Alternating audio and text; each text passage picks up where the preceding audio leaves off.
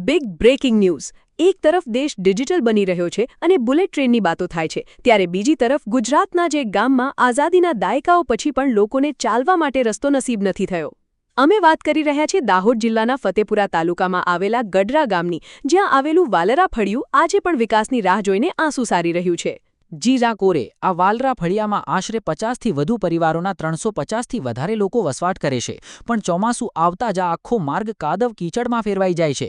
સ્થિતિ એટલી હદે બદતર છે કે કોઈ બીમાર પડે કે સગર્ભા મહિલાને હોસ્પિટલ લઈ જવી હોય ત્યારે એમ્બ્યુલન્સ પણ આવી શકતી નથી।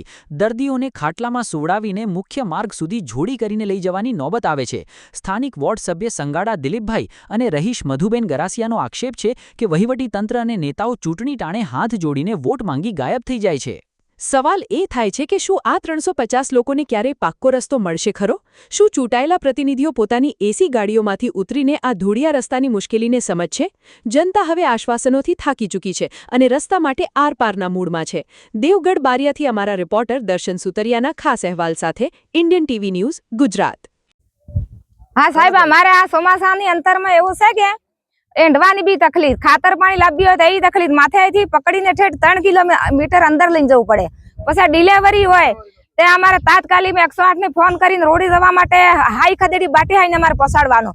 અચાનક બીમારી થઈ જાય તો એ પણ જોડી ખાટલા પકડવા પડે, પછી આમ જોડી બાંધવી પડે લાકડાથી, એમાં હેડવાનું। અમારે આટલી સમસ્યા તમને અમારે રજૂઆત કરવામાં છે।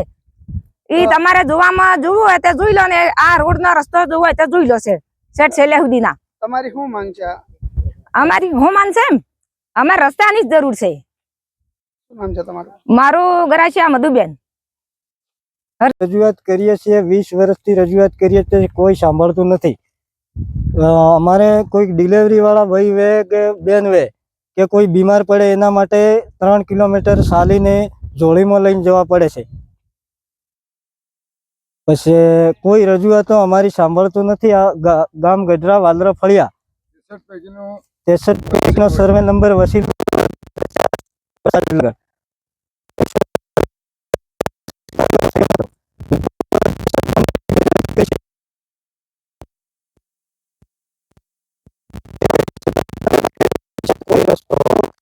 લેતા નથી। કોઈ બી અધિકારી કોઈ ધ્યાન કરતા નથી। ચૂંટણી આવે ત્યારે આવીને રસ્તો થઈ જાય એટલું કે છે, બાકી રસ્તો થતો નથી। શું નામ?